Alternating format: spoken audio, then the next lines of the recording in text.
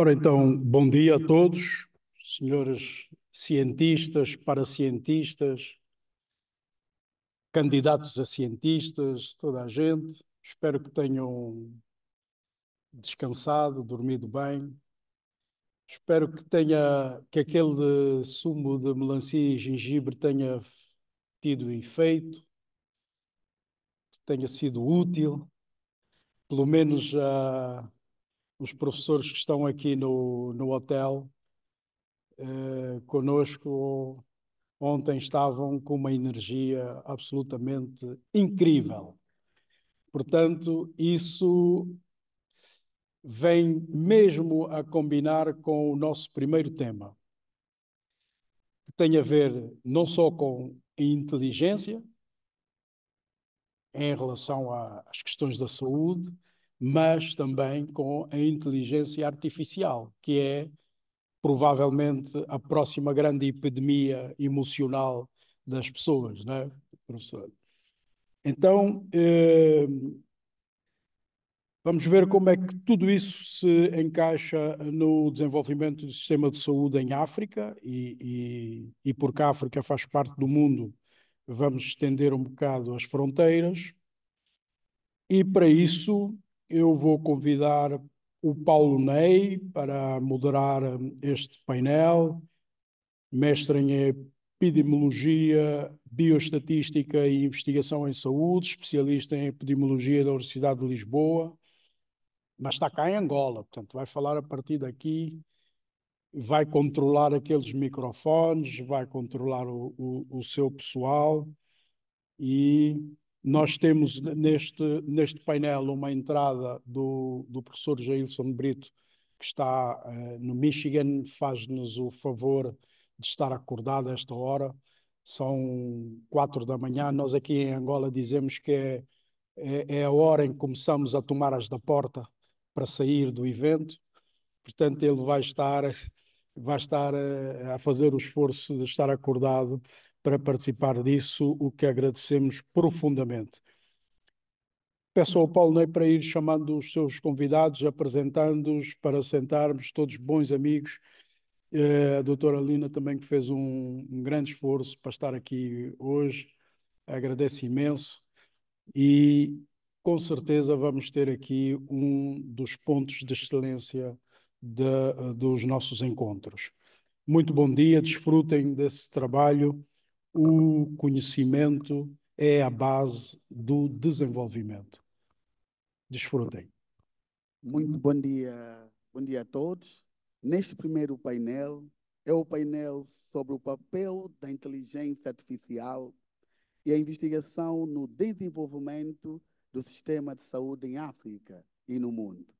Assim sendo, para este painel, tenho a honra de chamar os seguintes oradores: professor doutor Filomenes Fortes, a professora Lina Antunes, e que se junte também conosco o doutor Jailson Brito Querido.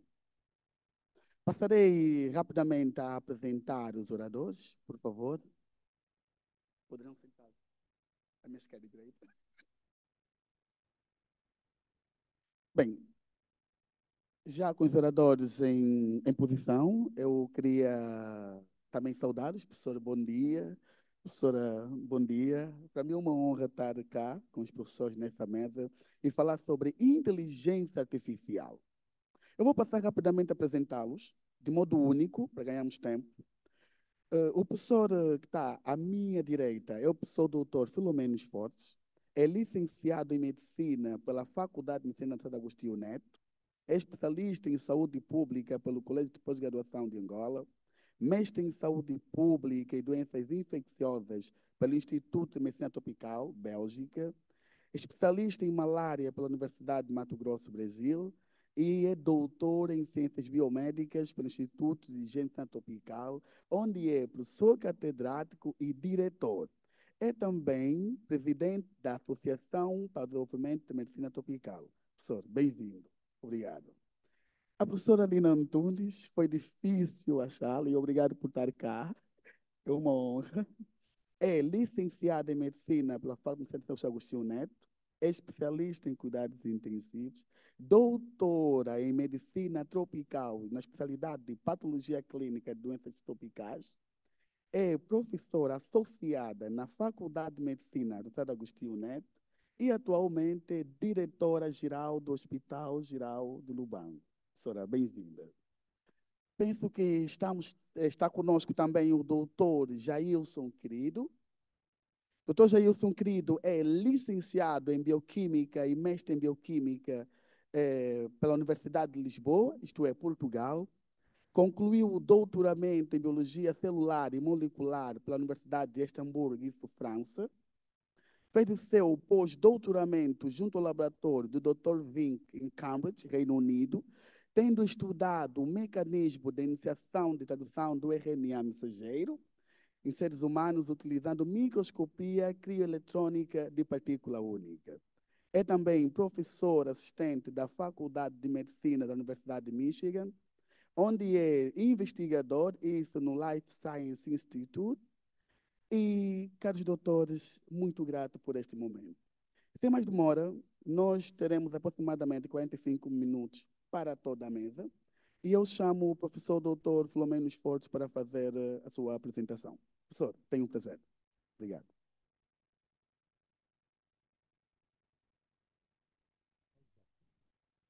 Tá. Bom dia a todos. É uma grande honra, um grande prazer estar nesta sessão e quero agradecer o convite feito pela organização, cumprimentar os colegas da organização que estão aqui presentes, cumprimentar os colegas de painel e cumprimentar também o Gonçalves, um velho amigo. E eu vou falar da inteligência artificial em saúde. Como temos todos consciência, é um tema bastante complexo. Tem havido bastante especulação em relação a esta temática. E, como tudo que é novo, sempre aparecem os grandes eruditos nestas matérias. E, por isso mesmo, nós temos que ter também algum cuidado quando aparecerem os eruditos a falar da inteligência artificial. Eu, pessoalmente, não sou erudito, não domino a inteligência artificial e vou apenas partilhar a visão, o pensamento que eu tenho e depois vamos ter a oportunidade de interagir. Então, muito obrigado também aos colegas de painel.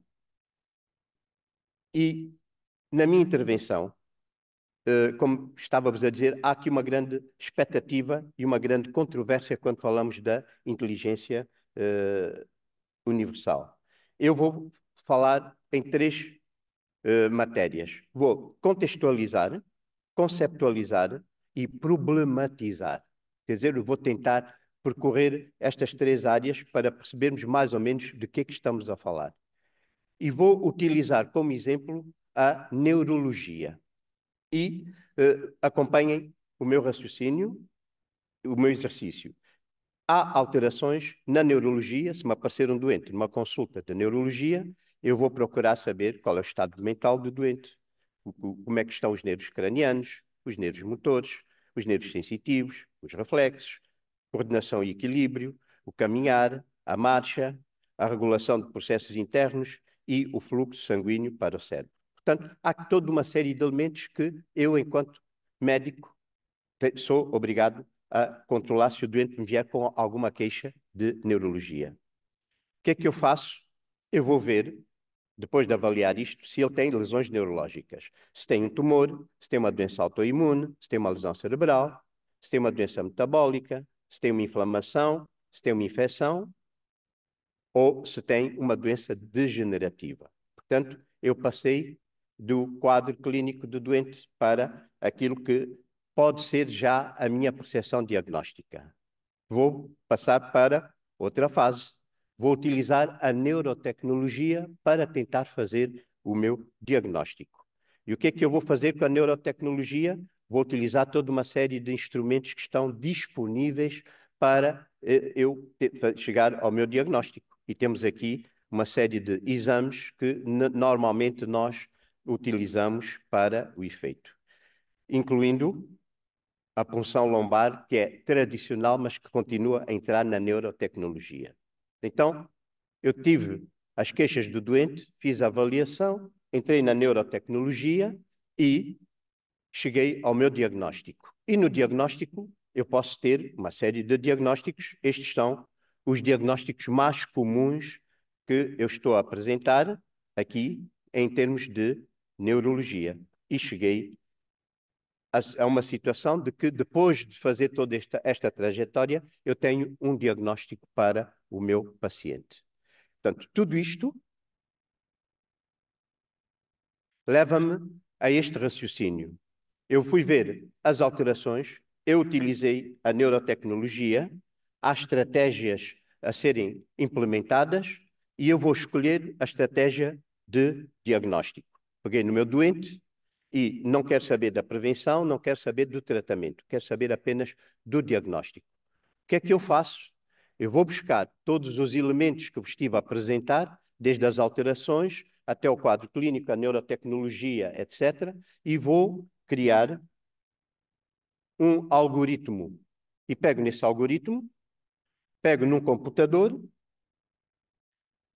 coloco um software adequado e pergunto à máquina que eu criei: qual é o diagnóstico que você me dá para este doente? Portanto, reparem toda a trajetória que eu fiz. E a máquina vai-me responder: olha, o seu doente tem um AVC. Isto, em termos genéricos, chama-se inteligência artificial. Portanto, se vocês perceberam como é que nós evoluímos e depois com o algoritmo, com todos os dados, eu consegui chegar, pedi à máquina para me dar o diagnóstico. Só que, para chegar à inteligência artificial, eu utilizei a inteligência humana, utilizei a investigação e utilizei a tecnologia. Estes elementos são fundamentais para percebermos o que se segue. Vamos colocar aqui uma questão em relação à inteligência artificial. Será que a inteligência artificial ajuda a prever a sobrevivência, a longevidade de pessoas que tenham alterações neurológicas, que tenham doenças, tenham demenciais? Bom, eu vou criar uma máquina e vou seguir todo aquele raciocínio que vos pus com a neurologia. Vou seguir todos aqueles passos e vou criar uma máquina que me permita depois identificar entre o indivíduo que tem o acidente vascular cerebral, o indivíduo que tem epilepsia, o indivíduo que tem um traumatismo craniano, qual será a longevidade desses indivíduos. E o que é que eu faço? Vou ao algoritmo, vou ao software, vou ao computador, coloco os dados todos de diagnóstico dessas doenças e a máquina depois vai-me dar este resultado e vai-me dizer que, por exemplo, a doença de Alzheimer, o indivíduo com Alzheimer tem menos tempo de vida do que o indivíduo que tem um traumatismo craniano.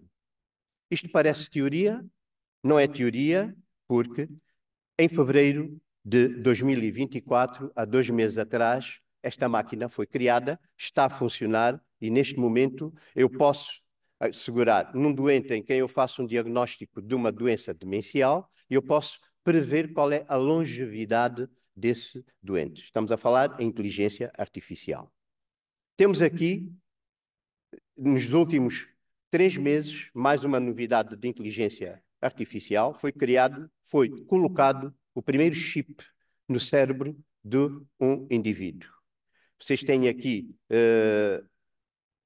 penso que ali sai bem, aqui está um bocadinho deturpado, um chip cerebral que foi colocado num indivíduo que teve um problema de paralisia dos 4 membros.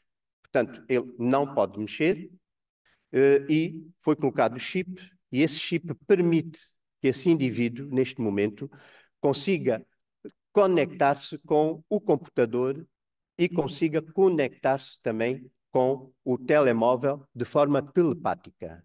Esse chip permite esta interface cérebro-máquina implantável, tem uma capa que é biocompatível, tem um software, como mais uma vez voltamos ao software, sem software não há inteligência artificial, e tem uma bateria que permite carregar o chip que ele tem a nível cerebral sem fios. de uma forma, portanto, induzida, e permite carregar isso.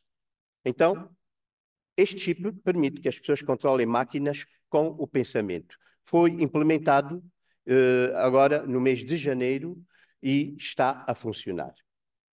Então, aqui temos efetivamente o que é a inteligência artificial, se nós quisermos falar em estrito senso.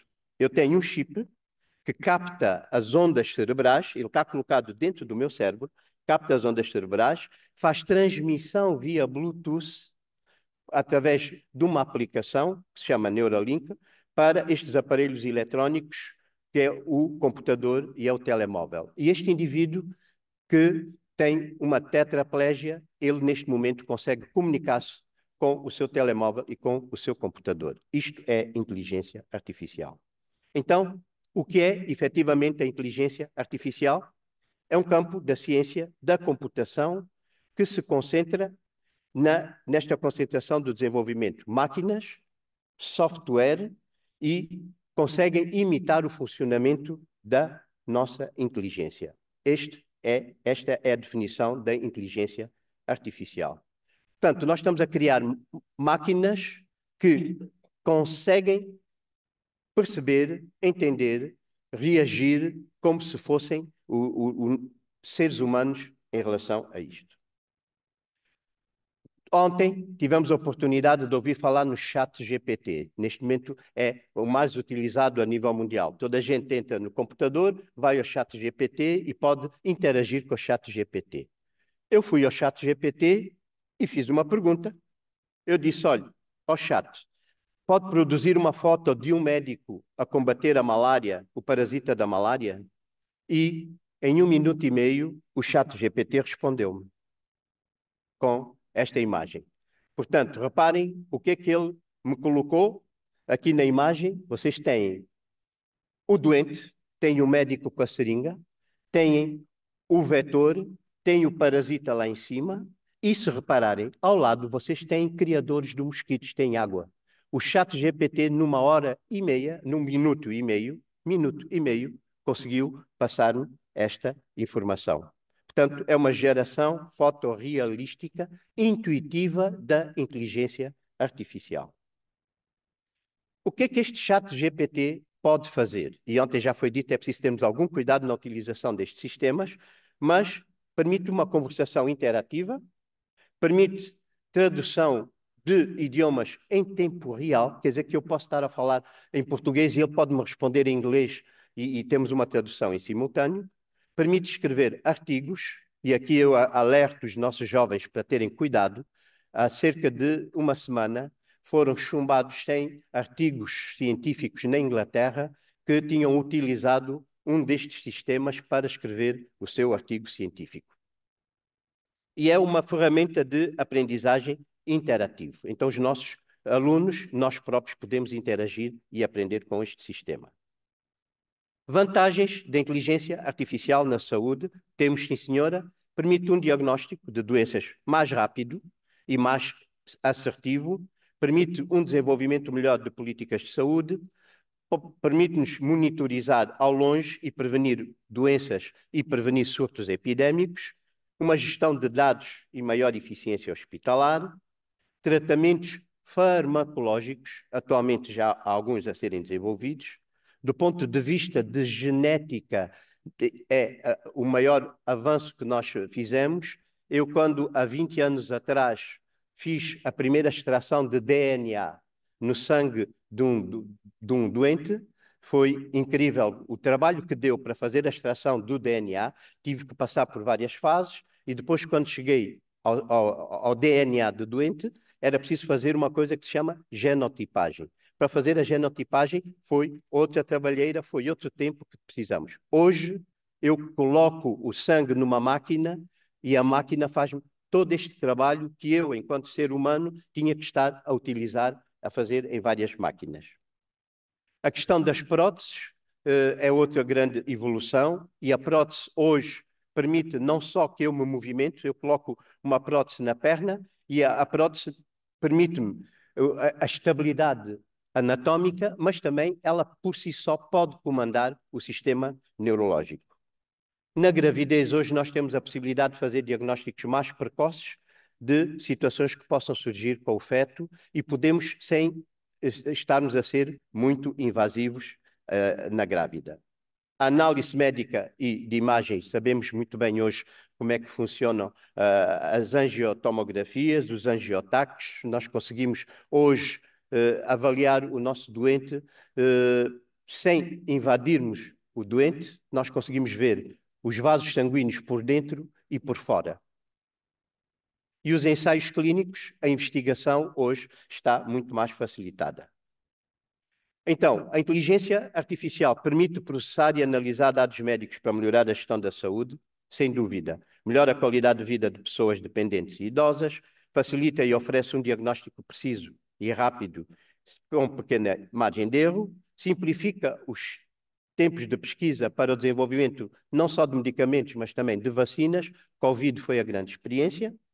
Melhora o controle e a monitorização dos doentes crónicos por meio de dispositivos eletrónicos e vestíveis. Eu posso meter uma couraça na cabeça ou no meu braço e fazer o controle do meu paciente. Facilita a carga de trabalho dos profissionais médicos, quer dizer que eu hoje tenho o diagnóstico do doente muito mais rapidamente, tenho os dados ali colocados e em qualquer altura eu posso interagir com a máquina. E permite uma melhor assistência robótica em áreas como a cirurgia. Vou dar um exemplo muito rápido em relação à cirurgia robótica com inteligência artificial. Todos nós sabemos que o cancro da próstata é um dos cancros mais frequentes. Sabemos que tirar a próstata é sempre um problema para os homens porque a potência sexual vai logo à vida. E o que é que a gente faz? Eu tenho um doente hoje que tem um cancro da próstata, eu preciso de fazer uma prostatectomia, quero preservar a potência sexual do indivíduo. Hoje, a inteligência artificial já demonstrou que não é a próstata que me provoca a ereção. É o sistema nervoso que está na próstata é que me provoca a ereção. Eu utilizo um robô, eu faço uma cirurgia robótica e o robô retira a próstata, preservando o sistema nervoso. Portanto, reparem como é que nós estamos a evoluir. Recentemente, já conseguimos fazer um diagnóstico mais precoce, um tratamento mais precoce do cancro da mama com a inteligência artificial. Reparem, esta é uma das grandes novidades para nós no continente africano, em que a drepanocitose, a doença de células falciformes, é uma grande preocupação. Era uma doença que não tinha cura, nós limitávamos a controlar os nossos doentes e, a partir do dia 15 de fevereiro, está provado que é possível repararmos a situação das células falciformes. Temos aqui a entrevista que foi feita com uma jornalista americana famosa, que foi submetida a esta infusão de supercélulas editadas por genes, e isto só foi possível conceber com inteligência artificial, e neste momento já tem mais pessoas com falciformação a serem tratadas com esta dinâmica. Também, neste momento, a Organização Mundial da Saúde está preocupada porque a resistência aos antibióticos é uma prioridade a nível mundial. Só com a inteligência artificial é que nós estamos a conseguir diminuir esta situação. A nível da Europa, é uma das principais causas de morte, é a resistência aos antibióticos. Temos aqui, em relação ao nosso continente, a possibilidade de, isto foi declarado agora em dezembro de 2023, a BioNTech vai avançar com a produção de vacinas mRNA, que não era possível fazermos antes da inteligência artificial, para doenças como o VIH, como a tuberculose, malária e a varíola dos macacos. Agora também, há cerca de 3 semanas, saiu esta informação sobre a possibilidade de nós melhorarmos, recuperarmos fibras cardíacas com 2 medicamentos que nós tradicionalmente utilizamos. Eu, pessoalmente, há 45 anos, pelo menos, que receito neomicina para doentes que tenham diarreia e a gente mete neomicina com bacitracina. Hoje, a inteligência artificial mostrou que a neomicina pode recuperar estas miofibrilhas e, como veem, a expressão que está ali, inibe a proliferação de cardiomiócitos em mamíferos e promove a regeneração cardíaca. Portanto, efetivamente, nós estamos a evoluir com a inteligência artificial. A malária, neste momento, está beneficiada já de muito trabalho também e já falei-vos da automação laboratorial, como é que é muito mais fácil eu hoje fazer diagnósticos com o laboratório. Esta era a parte boa, aquilo que nós temos como perspectiva. Agora, como tudo, há riscos na implementação da inteligência artificial. E eu chamo a atenção para estes aspectos. Danos aos pacientes devido a erros da inteligência. Uso indevido de ferramentas da inteligência artificial médica. Preconceito na inteligência artificial. E a perpetuação das desigualdades que nós conhecemos e ontem ficaram bem evidentes aqui nas sessões que nós assistimos. Falta de transparência. Cada vez mais nós vamos ter que ter cuidado com esta situação. A privacidade e a segurança, outra preocupação. A responsabilização. Se nós não tivermos instrumentos que legislem, que controlem e mecanismos, nós vamos ter problemas a responsabilizar erros que foram cometidos. E resistências na implementação. Vamos ser open-mind? Não, vamos ter algum controle, mas também não vamos fazer resistência. Então, há 3 pontos que são fundamentais aqui. A bioética, as questões éticas relacionadas com a inteligência artificial, os direitos de propriedade intelectual e as questões regulatórias. Agora, há poucos dias atrás, saiu o Regulamento Europeu da Inteligência Artificial. Uma das orientações é que os países estão obrigados a criar uma entidade para fiscalização do regulamento da inteligência artificial. Em 2021, portanto, há 3 anos atrás, a OMS fez sair princípios orientadores para o uso da inteligência artificial. Tem aqui algumas orientações. O mais importante que eu destaco aqui é exatamente este: a garantia da inclusão e da equidade. Temos de estar muito atentos a este ponto do regulamento da OMS. Recomendações. Eu faria 3 recomendações em relação a isto. Primeira, os sistemas de inteligência artificial deverão ter em conta a diversidade de ambientes socioeconómicos e de saúde. Saúde em África não é igual à saúde na Ásia, não é igual à saúde no continente europeu. Segunda recomendação, os sistemas de inteligência artificial devem permitir que países com poucos recursos, com menos recursos, estamos a falar de países em vias de desenvolvimento, onde os nossos doentes têm mais dificuldade a acesso a profissionais de saúde, a tecnologia prática pode nos ajudar. E a terceira é que esta inteligência artificial deve ser utilizada para o desenvolvimento do controle das doenças tropicais negligenciadas, que são uma grande causa de pobreza no continente africano. E então, eu tenho esta afirmação aqui: a inteligência artificial pode oferecer orientação, propor um fluxo de trabalho, reduzir erros, mas, no final, somos nós, seres humanos, que ditamos o resultado. O diretor-geral da OMS fez esta afirmação: a inteligência artificial possui um enorme potencial para melhorar a saúde de milhões de pessoas em todo o mundo, mas, como toda tecnologia, também pode ser mal utilizada e causar danos. Há uma série de recursos online que podem ser utilizados. Há bocado eu vi uma mensagem de alguém que está nos a acompanhar online a perguntar se as apresentações estarão disponíveis. Da minha parte, a minha apresentação estará naturalmente disponível e penso que as pessoas podem recorrer aqui. Discussão, para terminar a minha apresentação. É possível legislar os robôs? Como é que vamos criar leis para uma matéria em constante mutação e evolução? Este é um desafio que vai ficar para os próximos tempos. A neurotecnologia já prevê que em 2040 vamos fazer manipulação de lembranças com a eliminação das recordações infelizes, entre outras situações. Então, eu tenho muita honra Foi dito aqui que eu licenciei-me na Faculdade Agostinho Neto, aqui no nosso país. Hoje sou diretor do Instituto de Higiene e Medicina Tropical. É com muita honra que eu estou aqui a representar a Faculdade Agostinho Neto e o Instituto de Higiene e Medicina Tropical. Muito obrigado. Professor Filomeno Fortes, muito obrigado pela apresentação. Bem, após a apresentação do professor Filomeno Fortes, eu passo a palavra à professora Lina Antunes para fazer a sua intervenção no painel sobre inteligência artificial. Obrigado, professora. Muito obrigada a todos. É uma honra estar aqui presente. Venho lá do sul do país. Parece que caí, né?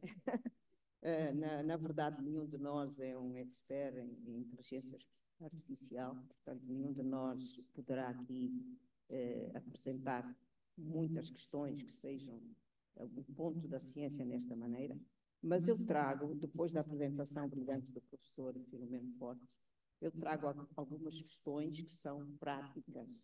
Nós, médicos, no dia a dia, realmente estamos já preocupados com estas aplicações. Por exemplo, vamos para a questão, temos aqui um epidemiologista ao nosso lado, que é o nosso... Vamos para a questão da população mundial. Por exemplo, vamos buscar países onde a longevidade é muito alta. Por exemplo, vamos dar o exemplo do Japão, por exemplo, onde a população idosa é realmente muito grande.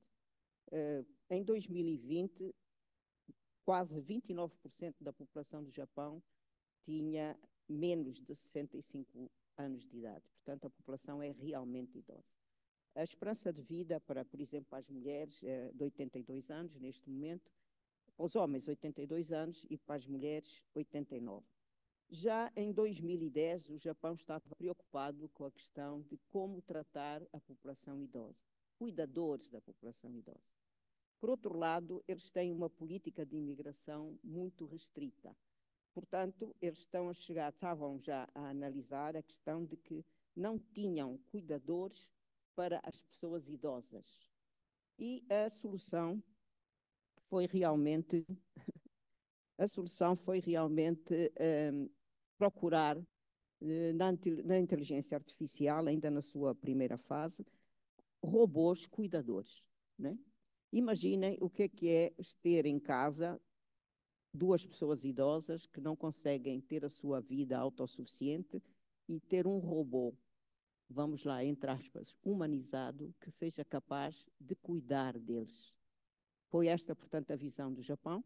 A onda depois criou o paro, que é um animal de estimação que é capaz de fazer companhia às pessoas idosas que não podem cuidar já de um animal vivo.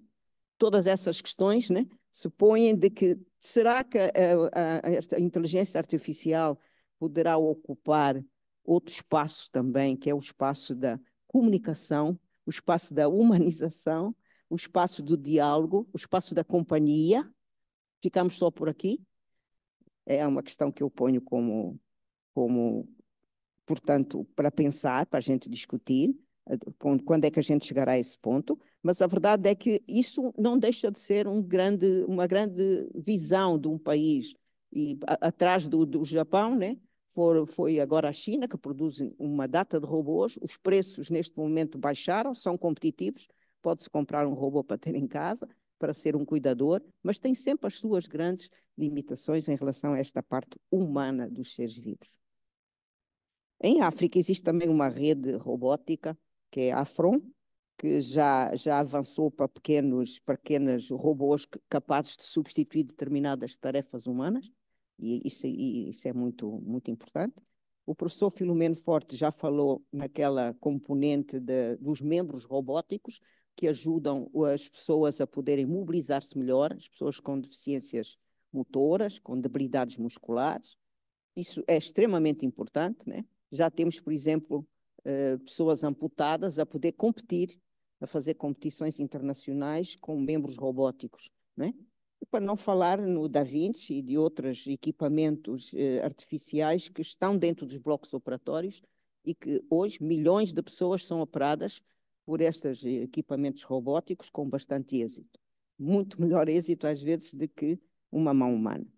Portanto, estamos realmente na era do desafio, e a última questão que se põe, que é muito prática e que é excepcional, mas que traz outro problema de confronto, é a questão da sequenciação do genoma, né?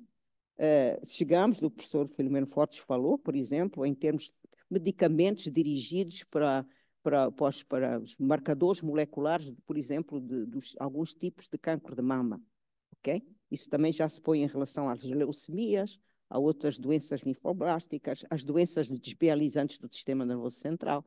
Agora, o grande problema não é já sequenciar, não é, o genoma e encontrar as alterações do ADN genéticas que provocam a mutação e, portanto, o início do câncer.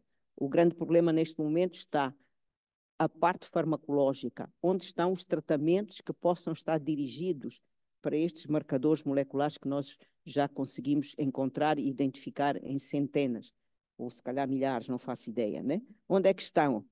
Temos pouco avanço na área dos medicamentos, na área dos fármacos. Há aqui um desequilíbrio entre os grandes achados tanto das aplicações da inteligência artificial e a resposta da área farmacológica, a resposta da área do tratamento. Então, estamos neste impacto e realmente o que nós sentimos é muitas vezes, por exemplo, tenho um familiar próximo que tem neste momento um diagnóstico de câncer do pulmão, tem identificado a mutação genética principal que motivou esse cancro do pulmão, mas a medicação disponível não está a ser eficaz, porque não é exatamente para aquele marcador molecular que se identificou. Então, esta é a questão que se põe. Qual é a nossa perspectiva em relação a avançar também, por exemplo, nos antibióticos que são resistentes hoje a tudo, na parte farmacológica, na parte dos medicamentos, acompanhar este grande avanço das aplicações da inteligência artificial. Penso que já é conhecido, com certeza pela maior parte de vocês, aquilo que é hoje designado por biópsia líquida. É uma coisa que em medicina será, se nós pudermos aplicar nos nossos hospitais diariamente, será uma bomba, né? Será uma coisa muito boa. Nós hoje em dia, até passando por cima da histologia, ir a um exame de sangue e poder, num exame de sangue normal, identificar quais as mutações genéticas, quais as mutações do genoma, do ADN ou do RNA, que provocam a doença. Realmente, já estamos a fazer isto, hoje em dia nos Estados Unidos já está a ser feito isto, numa empresa que até é privada, está associada a fundos governamentais, mas não pode ser ainda estendido a todo o tratamento e toda a consulta médica. Mas é realmente um boom dentro da medicina, porque é aquilo que o médico sempre sonhou, ter quase praticamente ter um único exame que faz um diagnóstico profundo, um diagnóstico que pode curar um doente. E o que nós queremos é curar. Se não conseguimos tratar, pelo menos equilibrá-lo, curar seria a coisa melhor que nós temos. Portanto, deixo estas considerações, que são realmente questões, né? Eu posso resumir assim rapidamente, a questão da humanização dos robôs, a questão da aceitação e também por parte da população destes parceiros, que poderão ser parceiros em determinadas fases da nossa vida, a questão deste desequilíbrio que há entre a inteligência artificial, todos aqueles mecanismos de inteligência artificial aplicados à saúde e o desenvolvimento farmacológico, não é? E a questão de reduzir custos, os preços, para podermos avançar com esses meios tecnológicos no nosso dia a dia rotineiro da saúde. Muito obrigada a todos.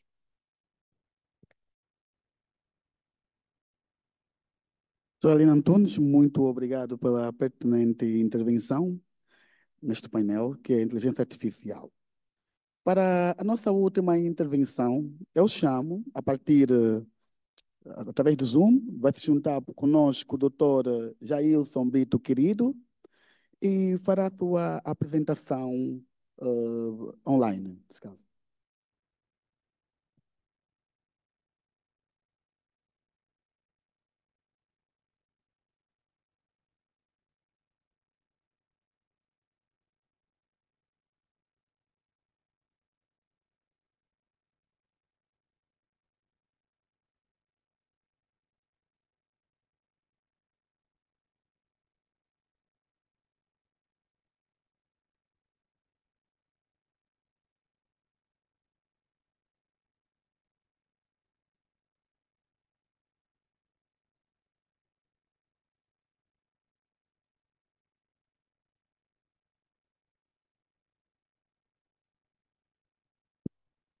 O Jailson está conosco? A equipa técnica pode, por favor, confirmar?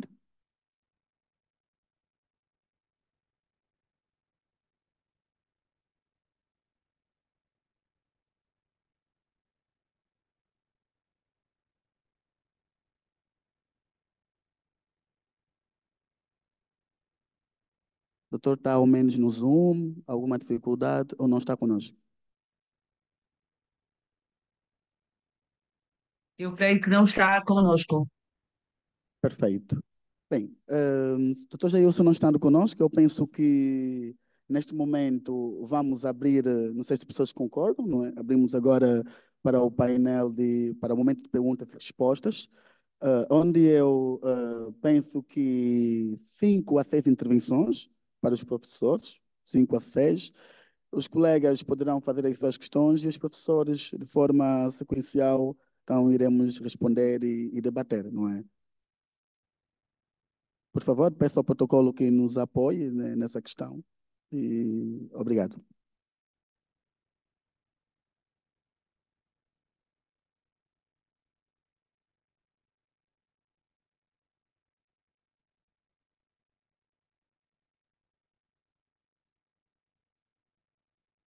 Pronto. Pode, senhor, acho que podemos ficar com um. Pode, por favor, usar este. Eu vou passando o micro quando for, então, o momento.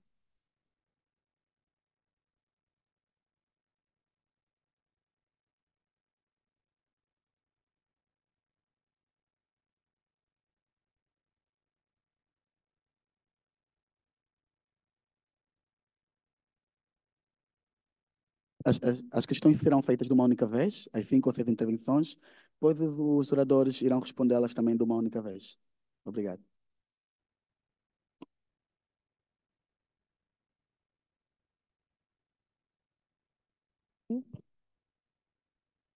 João Pascoal é o meu nome e a minha questão é a seguinte. Uma vez que a inteligência artificial está a ser melhorada e aprimorada a cada dia que passa, na ótica dos oradores, será que há riscos de que algum dia ganhem vida própria e tomem decisões por si que podem vir prejudicar a humanidade?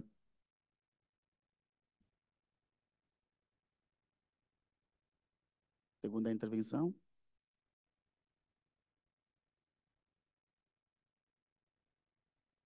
Muito bom dia aos professores. O meu nome é Ivan Gouveia. Sou estudante de Ciências da Computação no Instituto Superior Metropolitano de Angola. Gostaria de colocar uma Desculpa, nós não conseguimos entender o nome e poderia falar um pouco mais alto. Obrigado.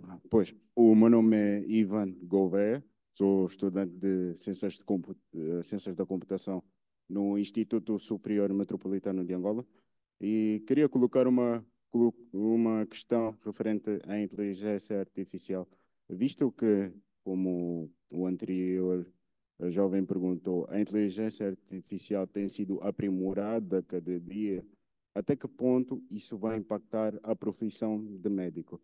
Será que algum dia ainda será necessária a intervenção de um médico para fazer diagnósticos de doenças, prescrever medicações? Até que ponto é que a inteligência artificial pode se tornar autossuficiente para que não sejam mais necessários tantos médicos ou até médico nenhum? Obrigado. Terceira intervenção. Muito bom dia. Eu chamo-me Mauro Cardoso. Eu queria fazer uma pergunta direcionada ao Dr. Filomeno Fortes, também à doutora Alina Antunes, no fundo é para os dois doutores.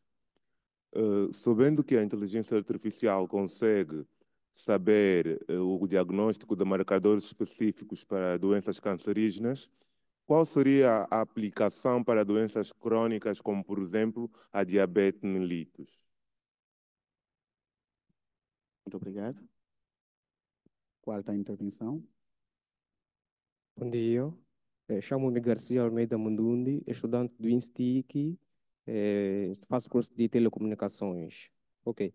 Visto que a inteligência artificial tem sido um avanço tecnológico, isso é a nível social e tem ajudado muito a humanidade, isso é facilitando nas atividades dos homens. será que não chegará a um ponto que a inteligência artificial nos tornará preguiçosos? Será que não haverá um tempo em que a humanidade será mais consumidora do que provedora? E é essa pergunta aqui que eu faço com respeito à inteligência artificial.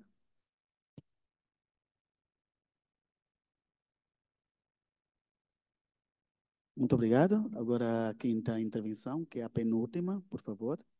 João Jorge, muito bom Não é? dia.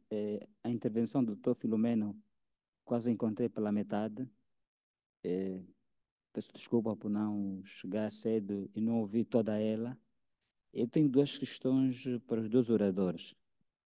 A primeira é: qual será o limite da inteligência artificial na medicina? E a segunda, eu perguntaria, em linhas gerais, como caracteriza o sistema de saúde da CPLP e de África? Muito obrigado. A primeira.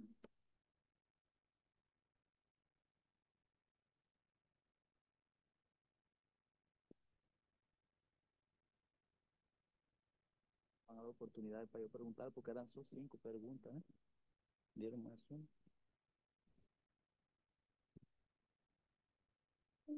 Bom dia.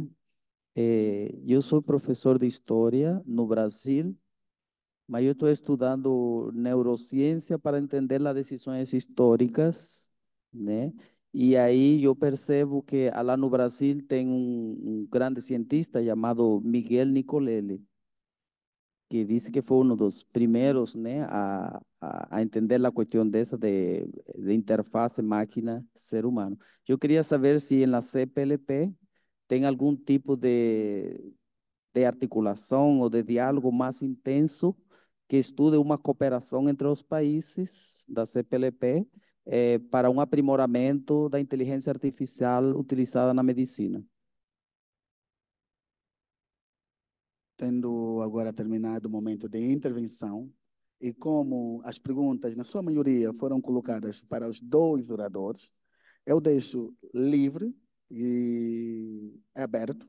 Os professores têm a liberdade de intervirem, portanto, fazer essas intervenções em todas as questões que foram colocadas, de ordem sequencial, quando quiserem, fique à vontade. Luiz Março Mulher, professora Lina, por favor, Aí tenha a quer palavra. dizer que eu tenho que começar. Exato. Foram questões muito, muito interessantes colocadas aqui. Comecemos por ver esta questão da cultura, esta questão de que temos medo do que vem aí da inteligência artificial, que vão ficar mais inteligentes do que os humanos, que vão dominar os humanos. Ainda ontem eu estive a ler um livro sobre isto, interessante, em que ele compara a cultura, o autor compara a cultura em geral europeia com as culturas asiáticas. Portanto, a forma de estar do europeu e a forma de estar do asiático. Talvez porque na Ásia há muitas religiões que são animistas, eles aceitam que as coisas também têm alma. Então é mais fácil para um asiático aceitar um robô, por exemplo, do que um europeu aceitar um robô. E por isso é que se explica, ele tentava explicar essa tendência dos países asiáticos estarem hoje, com exceção dos Estados Unidos, estarem hoje muito à frente de toda a robótica. É porque o asiático em si parece aceitar melhor o robô como seu parceiro, como seu colaborador, do que o europeu, por exemplo. Esta é uma questão de cultura. E eu acho que nós temos que também perder esse medo que nos foi passado por filmes né, miraculosos a dizerem que vamos ser dominados por alguém que não é humano. Eu penso que não é assim. É verdade que temos que ter muito cuidado com a regulação, com aquilo que o professor Filomeno Fortes falou, né? Termos uma capacidade de acompanhar este desenvolvimento da inteligência artificial com regulação que impeça que haja realmente exageros, né? Mas eu penso que isso não vai chegar aí, até porque assim passamos por uma segunda pergunta, já está incluído, que é a questão de que realmente nós vamos conseguir esta interface entre o robô e o homem se simplifica, sim, vai. Porque hoje em dia o grande avanço dos robôs é que eles já estão na cloud, na nuvem. Portanto, eles aprendem conosco. Aí é que está. O exemplo da Sofia é que ela aprende conosco. À medida que nós vamos falando, desenvolvendo e trocando experiências através, por exemplo, da internet, ela aprende conosco. E tudo aquilo que ela depois é capaz de responder e fazer, aprendeu conosco. Mas aprendeu conosco, não está acima de nós. Porque realmente nós ainda não temos domínio sobre o cérebro humano. Nós não temos nenhum domínio. Já conseguimos mapear. Está aqui pessoas que são da neurologia, são pessoas que já sabem que o cérebro já foi mapeado, mas sabermos exatamente como funciona cada área do cérebro, quais são os limites que nós temos de desenvolver cada área cerebral, nós ainda não dominamos isso. Não dominamos isso. Portanto, se o robô aprende conosco, não pode estar acima daquilo que a gente sabe neste momento, em termos genéricos, né? Eu penso que este medo não pode continuar. Acho que nós temos que ficar calmos e ir acompanhando este desenvolvimento. E eu penso que em relação ao ano 2000, em que houve aquele boom da internet, nós estamos neste momento também no boom da inteligência artificial. Estamos numa fase de expansão que hoje toda a gente hoje utiliza a internet, toda a gente hoje é comum, estamos todos nos nossos smartphones, temos toda a internet, também vamos ter esta capacidade de interagir com a inteligência artificial em todas as suas modalidades, sem esse medo, sem esse pavor de que vamos ser dominados por eles. Essa é a minha opinião. Muito obrigado.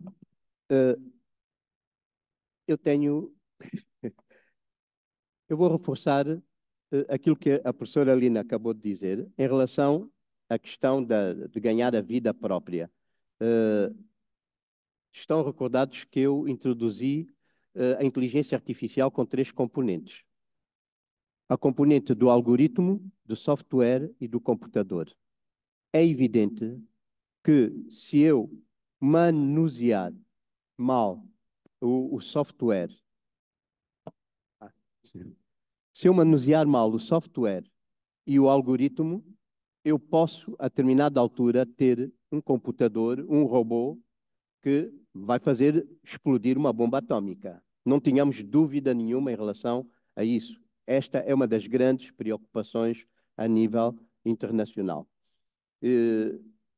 Quer dizer que a reação da inteligência artificial vai depender muito da informação que nós possamos colocar na máquina. E a determinada altura, como disse a professora Lina, a própria máquina tem muito mais capacidade que o nosso cérebro de manusear os dados, compreender os dados e ela própria ter alguma atitude. O que nunca vai acontecer e que é mais perigoso em relação a nós foi aquilo que a professora Lina disse também na sua intervenção inicial, a questão da humanidade. Humanismo não vai haver. Não vai haver a adaptação que o nosso cérebro humano, a nossa inteligência humana faz às circunstâncias da vida e que vamos aprendendo ao longo da vida, a máquina não vai ter esses sentimentos. Portanto, vai ser uma máquina, mas que pode realmente ser um perigo e já começa a ser um perigo em algumas áreas. Em relação à utilização da inteligência artificial na medicina, na China, neste momento, já há robôs em que, se eu tiver um determinado sintoma, eu entro na máquina, coloco a minha preocupação e digo, olha, eu neste momento estou com problemas respiratórios. E a máquina começa a fazer perguntas. E eu vou respondendo. E a determinada altura a máquina faz o diagnóstico. Isto já está a acontecer na China. Qual é o problema? Quando eu me confrontei com esta situação, eu disse, isto em África vai correr mal. Se eu disser que tenho febre e a máquina perguntar, então, e tem dor de cabeça? Tenho. E tem dores articulares? Tenho. Ah, ok, então você tem uma gripe. E eu digo, não, espera aí, pode ser malária, ou pode ser dengue, ou pode ser chikungunya. Como é que fica o diagnóstico diferencial dessas doenças? Portanto, estas máquinas têm que ser preparadas, podem efetivamente colaborar com a assistência médica, mas têm que ser preparadas. Eu tinha, num dos slides, uma afirmação que é os contextos socioeconómicos, ambientais e sociais têm que ser bem vistos quando nós estivermos a introduzir no nosso país, no nosso continente, este tipo de inteligência artificial. Hoje já se utiliza uma tecnologia que se chama Point of Care. O Point of Care são aparelhos que eu posso levar para o município, para a comuna, para o Quimbo, e permite que eu faça exames cardíacos ao doente e, a partir do Quimbo, eu passo as imagens que estou a recolher no meu doente lá no Quimbo para o colega que está aqui a nível está no hospital, para o cardiologista. E o cardiologista vai interpretando o que eu estou a emitir a partir do Quimbo. Nós temos um colega que defendeu o seu doutoramento o ano passado, aqui em doenças, nas ciências biomédicas, que é cardiologista, e o seu doutoramento foi feito utilizando esta tecnologia de Point of Care. Ele levou a máquina para fora de Luanda, para a aldeia, e na aldeia ele recolhia os dados que anteriormente só seriam possíveis se o doente viesse ter ao hospital. Portanto, é possível essa utilização. Em relação às doenças crónicas, neste momento, já se utilizam, por exemplo, para diabetes, que foi a preocupação que o colega colocou, chips que eu coloco no pâncreas e que me controlam a produção de insulina a nível do pâncreas. Portanto, neste momento já está a ser utilizada. A última novidade que saiu também há mais ou menos 2 semanas é que foi feito o primeiro transplante de rim de porco. Era impossível pensarmos que íamos fazer um transplante de rim de porco. O que é que a inteligência artificial fez? Pegou no rim do porco, nós, seres humanos, não tínhamos capacidade para fazê-lo, a inteligência artificial conseguiu transformar, do ponto de vista genético, o rim do porco e foi feito o primeiro transplante de rim de porco para um ser humano, agora, com sucesso, há cerca de 2 semanas. Portanto, é possível, efetivamente, que isso aconteça. Em relação à CPLP, vou responder ao mesmo tempo aos 2 colegas. A CPLP tem um programa que se chama PECS, que é o Programa Estratégico de Cooperação em Saúde. E também tem um programa de cooperação em ciência. Neste momento, não está em nenhum dos pilares, e eu conheço bem porque fiz parte da produção desses documentos, não está prevista a inteligência artificial. Eu tenho uma proposta, é que este Congresso faça sair uma recomendação à CPLP para que a componente da inteligência artificial passe a constar dos pilares de cooperação em saúde e de cooperação em investigação e formação na CPLP. A professora Lina agora vai fazer. A professora Lina agora vai fazer a sua última intervenção. E para Penso fecharmos que ficou por abordar um aspecto que um dos nossos participantes tocou aqui, que é o problema de sermos substituídos gradualmente por estes robôs, né, no fundo, e deixarmos de ter o tempo ocupado, né? Pelo menos deixamos de ter trabalho, entre aspas, né? Como é que vamos depois gerir este problema? Ora, isso já aconteceu, não é? No início da época industrial, as pessoas com menos diferenciação académica foram todas colocadas em grandes fábricas, em que faziam um trabalho manual, pura e simplesmente manual, simplificado, e todas elas, neste momento, foram substituídas por maquinaria. Portanto, neste momento, nos grandes países industrializados, já não existem trabalhadores de fábrica que façam trabalhos rotineiros, práticos, né?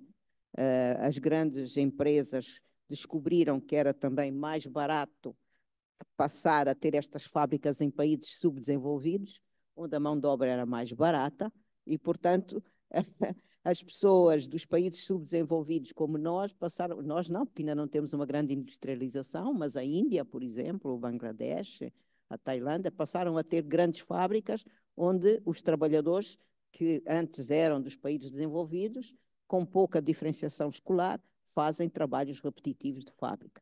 Mas, portanto, criou desemprego de um lado, foi criar emprego no outro lado. Mas a perspectiva é eles também perderem os empregos, porque isto vai ser uma onda, vai ser uma onda. Portanto, vamos ter um problema, são os problemas que o desenvolvimento traz, é sabermos no futuro, muitos de nós vamos perder emprego, é verdade, não serão os médicos, com certeza, porque eu não acho que a inteligência artificial nos possa substituir.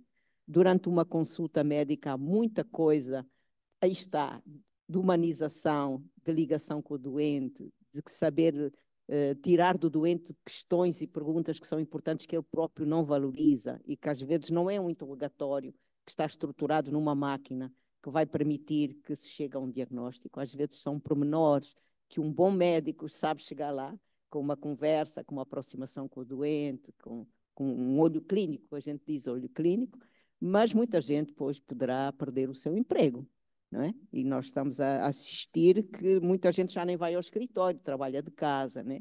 Portanto, há uma mudança global daquilo que é emprego, daquilo que é ocupação salarial, daquilo que é trabalho. Estamos numa revolução e temos que saber como é que vamos nos portar daqui para a frente. Como é que vamos ocupar o tempo? É uma questão importante. Eu não tenho resposta para essa questão, né? Mas como é que vamos ocupar o tempo quando não temos que acordar todos os dias e ir trabalhar? Como é que os Estados nos vão dar um mínimo de um aporte financeiro para podermos gastar, já que vai haver uma sociedade de consumo cada vez maior? Então, como é que isso vai ser resolvido? São o problema dos Estados, é o problema dos governos. Não sei realmente como é que isso foi resolvido. É uma questão muito pertinente, muito importante. E o que vem a acompanhar isso é quando o ser humano não tem ocupação, o que é que ele faz? A tendência é deprimir, então as doenças mentais vão aumentar, acorda de manhã, não sabe o que fazer, ou também não terá dinheiro para gastar, para ir. Portanto, o que é que fará o ser humano? Estamos numa revolução muito grande em relação a isso. É uma questão que muitos sociólogos já estão a pôr e que já estão a perguntar aos governos como é que vão resolver esse problema. Como é que vão resolver esse problema? Portanto, não, foi uma questão muito bem posta pelo nosso participante e para a qual eu não tenho respostas e também já tenho lido muito e não vejo respostas para essa questão. Mas o tempo nos dirá, o homem é um animal que se adapta, né? Então nós vamos adaptando progressivamente a esta grande mudança da sociedade de forma global. Vamos ter que nos adaptar. Outra questão que foi posta aqui que eu penso que ainda não respondemos é quais são os limites em medicina. Para nós, neste momento, eu acho que não há limites. A medicina é um dos campos que vai mais beneficiar da inteligência artificial. E estamos todos ansiosos que isso avance, e porque isso vai nos possibilitar realmente, ligado à medicina, à indústria farmacológica, tratar, curar e tratar, equilibrar doenças crónicas e dar muito melhor qualidade de vida ao nosso doente. Isso vai ser extraordinário. Então, já não será para a minha época, que eu já estou com uma certa idade, mas faço votos que os meus filhos ainda possam usufruir dessas grandes vantagens que vêm aí com a inteligência artificial na medicina. Muito obrigada. Professora Aline Antunes, muito obrigado. O nosso painel falou sobre a inteligência artificial no desenvolvimento do sistema de saúde, em África e no mundo, e como mensagem fica de que a inteligência artificial desempenha cada vez mais um papel significativo na investigação e desenvolvimento do sistema de saúde. Em África, onde muitas vezes os recursos são limitados, a inteligência artificial pode sim desenvolver ou apresentar um papel bastante significativo. Assim sendo, eu sou muito grato por este momento. Professora Aline Antunes, muito obrigado. Professor Filomeno Forte, muito obrigado. E eu peço uma salva de palmas para